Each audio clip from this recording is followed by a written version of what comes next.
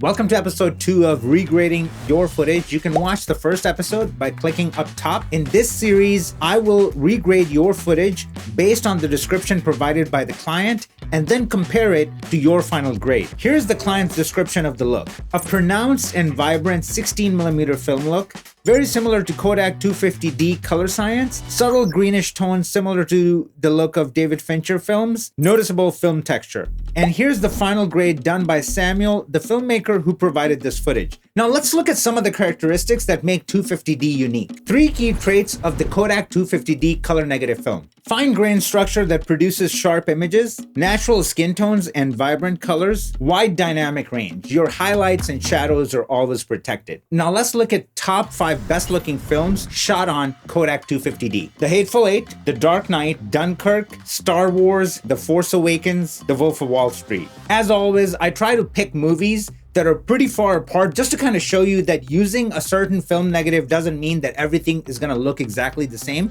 It still requires lighting and then DI to kind of create the look that they ended up with. I will be taking an advanced approach in this series, and sometimes it will include using third-party plugins that are paid. These are tried and tested by me and are used on pretty much every single project that I work on professionally. And do me a favor, smash the like button, subscribe to the channel, hit the bell icon so you don't miss out any future content. And if you want to participate in this series, there's a Google form link in the description below. Let's jump in. All right, so you all are always asking me to do something besides Alexa or Red footage. So that's exactly what's happening here. This is shot on Sony A7iv, 8-bit S-Log3 S-Gamut 3 Cine, which means we don't have a lot of room to mess around with. We're gonna start off with the tool called Film Box. And before you guys say something, you know, like, why can't we do this and resolve blah, blah, blah, we have to stick with what the client is asking for, okay? So the way I'm gonna use this is, instead of putting the mode to full, you gotta think about this as it was shot on film. So we're just gonna choose negative only, which means this is gonna give us the 250D right here. You can see it, right? So right now it's selected 250D. What I'm gonna do is I'm gonna change the gauge to 16mm because that's what the client wants. And then I'm gonna go in here under stock, and instead of 250 clean, I'm gonna change it to dust and weave, okay? So that's gonna give us that grungy, crazy film texture that the client is looking for, okay? So basically now think of this as like, it is actually shot on the negative with halation and everything, because if I click on advanced settings, look at what's happening under the hood. So my color and tone is set to 250D. That's exactly what they want. My halation is turned on and it's using S16mm, so super 16mm. And then in my grain, it is using 16mm 250D. This might be a bit too much, but we'll see what happens. I'm gonna turn off the saturation so we're only working with monochromatic grain. And you can see the difference in my scopes as soon as I do that. So let me go back right here and turn on the sharpness. And like, look at how the scopes get pretty thick. And then as soon as I reduce that, how the image gets cleaner, because we're pulling out the noise in the RGB channels and we're only leaving monochromatic grain in the Luma channel, okay? So that's what's going on. So don't get confused. Just think of this as our IDT, but here we're still working in. So one thing that we need to change is the source. We're going to change it to Sony S-Log3, okay? So now we're feeding proper information. It is shot in S-Log3, S-Gamut 3 Cine. That's what we're feeding in. And now we're going to be working in scene referred space, which is going to be S-Log3 S-Gamut 3 Cine. This is going to give us the most amount of dynamic range and room to play with. And we need every single inch we can find, especially working with 8-bit footage. My second node, I'm just going to leave some of these nodes in. So total, we're going to have 5 nodes. I'm going to just jump over to my 4th node. So let's call this our film neg. And then our node 4, we're going to call this our ODT. And here I'm going to drop Film Box again. And then this time what I'm going to do is, instead of changing the mode or leaving it to full, I'm going to select print only. So now think of it as like we're printing this, okay? And we're printing it in Rec. 709 Gamma 2.4, but there's a bunch of different flavors, and I would like to go with full. Okay, that's going to give us a little bit more punch, but we're not there yet. So a lot of people probably think, dude, you're just using, you know, these settings. You already got the perfect Fincher image. What else do you want? Well, this is not the Fincher image. Let me show you what the Fincher image is. It's right here. Okay, so I picked out the perfect green, like that sickly green that we saw in Fight Club. And that's, even if you look at my scopes, and just check this out right here, my colorized waveform, how everything is just so gunky green. And then we have some skin tones right in the middle that are still very much on the ugly side of where it's supposed to be. So that's the skin indicator right here, and his skin tone is sitting right here. So that's pretty pushed. It's pretty nasty, pretty crazy. Okay, so this is where we got to go, and this is where we are. So this is what I mean, guys. Like, using the proper film negative doesn't mean that all of a sudden you got the Fincher look, you're good to go. We still have long ways to go. Okay, I'm gonna go ahead and select our image. So we have these two side by side, and now what I want to do is I want to go right here, and this is gonna be our primaries, our adjustments, and we can also just call this look. And then I'm gonna go under my HDR palette. I'm gonna go under my global offset, and I'm gonna pull this down quite a bit. It's really hot. Okay, so I'm gonna drop about a stop, and all of a sudden, like, if we look at our scopes right here, we're getting there, right? We're now starting to get in the right ballpark, and I like what I'm seeing here. So I'm gonna leave that there. I'm gonna click on my node number 3. I'm gonna call it tone curve. And this is where the magic is going to happen. I'm gonna pop this open, make it bigger so you guys can see what's going on. And then here, what I wanna do is this, okay? So I'm gonna go ahead and lift this up a little bit. I'm gonna create a point and pull this down. I'm gonna pull this down a little bit too, because our highlights are not touching the ceiling, okay? So we gotta remember that. I'm gonna keep this point somewhere around here. I'm going to create another point here, and I'm going to lift it up. So now I'm just looking at the two images, like in terms of the contrast, and I'm trying to get them in the right ballpark. So guys, look at how far we have come. So this is before and this is after. Okay, it's looking pretty good. Now I want to go easy on the highlights. Okay, so I'm just gonna do something like this, and just look at the difference we made right here. Look at my scopes before and after.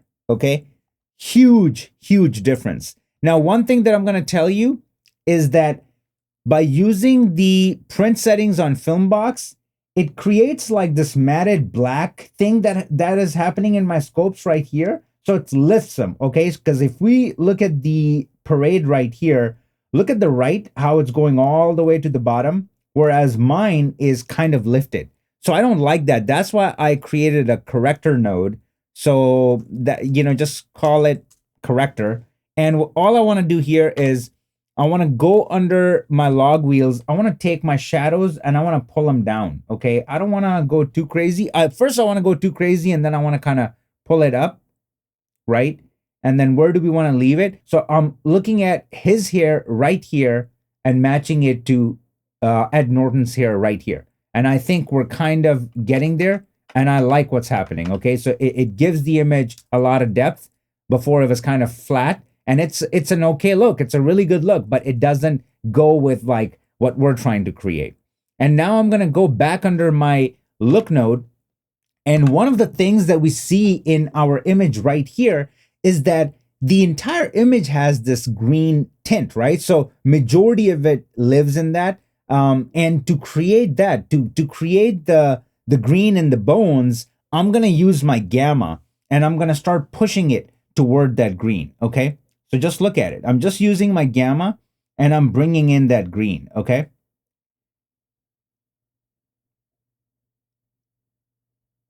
I'm focusing on the skin tones too. Okay, so I'm pushing it, and now I'm gonna pull it back a little bit, right? I don't want to overdo anything.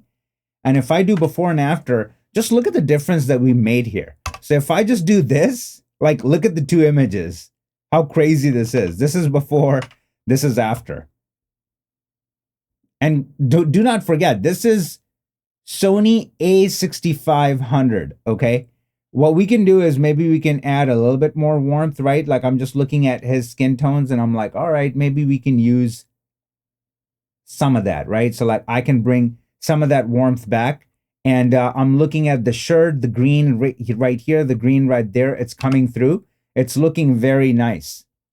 And again, if I do a wipe, so now somebody can say, well, this looks a lot cleaner compared to like yours that has so much grain. Well, let's not forget what the client wants. They don't want a replica of the Fincher. They just wanted the green tinge that we get from Fincher's look, but they wanted a pronounced texture and 16 millimeter grain. So 16 millimeter grain is always going to be pretty thick, pretty chunky, okay? And then we're using the Kodak 250 color science to give us that vibrancy in our image and natural skin tones. So even after we pushed our image, we're left with really nice skin tones.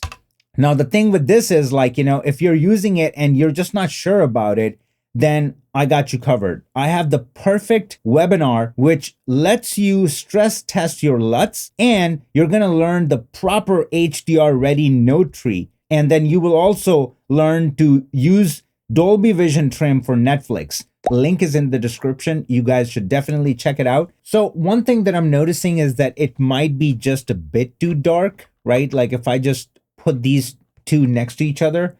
So what I want to do is I want to go back into my custom curve, and here I'm just gonna grab this point and kind of lift it up a little bit.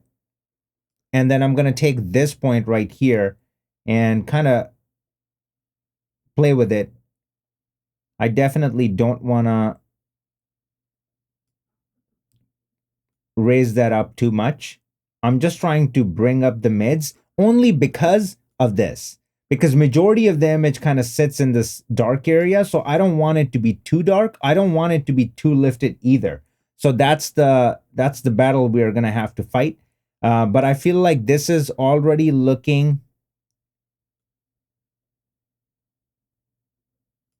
somewhat better. I'm going to keep that somewhere around here.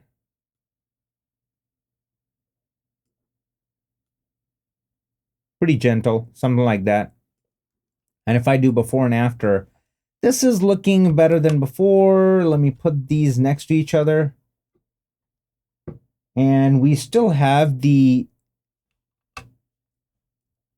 pretty dark blacks, so that is good. So we're not losing any information there. But I just feel like now we just have a little bit more detail in the shadows. So that genuinely, I personally feel like might work a little bit better. I mean, what I can do is I can go in my corrector again, log wheels, and try to pull that down just a tiny bit more. So even when I put this again next to each other, I'm looking at this dude right here and then his hair right here. And I feel like it's a little bit closer. I mean, what happens if we just literally kind of bottom out?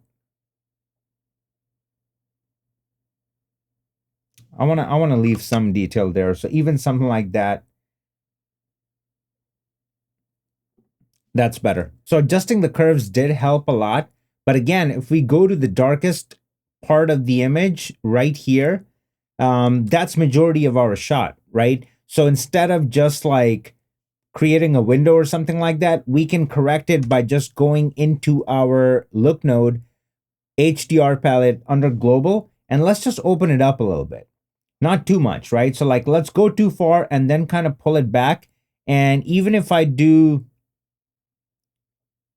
3/4 of, of a stop instead of like what we had before, which was like a full stop, you can see the difference, right? It's a pretty big difference. So just look at the face right here. And then when I go before and then after, I think after is making a pretty big difference without losing anything. So yes, the contrast is not as punchy as it was before, but that's because our shot is just lit with really, really crazy lighting ratio that we got going on. We got light coming through here and then barely anything here. And we still need to make out what's going on, right? Like what our character is doing. So that is going to be pretty important. And I think this is where we're at. So what I'm going to do is I'm going to kill all of this. And first of all, let's look at, this is going to be fun. So this is our Rec 709.